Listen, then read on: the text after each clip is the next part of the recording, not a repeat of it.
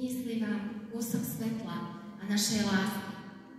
Voláme sa Detský spevácky anielský zbor a naše srdiečka sú otvorené a čisté pre vás, aby vám predstavili a pripravili, čo dokážeme, čo vieme a čo sme sa naučili.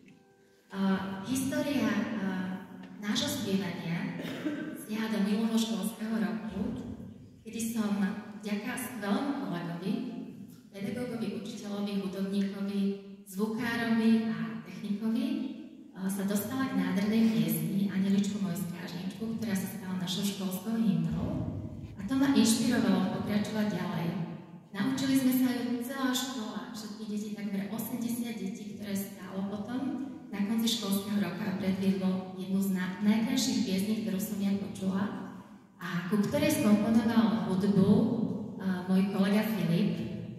Vďaka nemu som sa dala na cestu učiť tieto naše výnimočné a inak operané deti, s ktorými už takmer 30 rokov pracujem, učiť ich spievať, pretože spev je nádherný liek, roztápa ľudské srdcia, daruje úsmev a naozaj naplňa ľudské srdcia krásnou energiou. Tieto detičky sú naozaj výnimočné tým, že sú čisté, majú prekrásne srdcia, sú čisté, sú nevinné a sú pre mňa veľkým vzorom a svojou silou, odvahou, nebojácnosťou a zdolávaním vecí, zdolávaním udalostí všetkého, ako sa museli prebojovať a prísť na tento svet a život a dokázať, že dokážu a vedia, tak stali sa pre mňa obrovskou inšpiráciou, tak som sa rozhodla založiť Detský spevácky anielský zbor, ako vidíte na tričkách.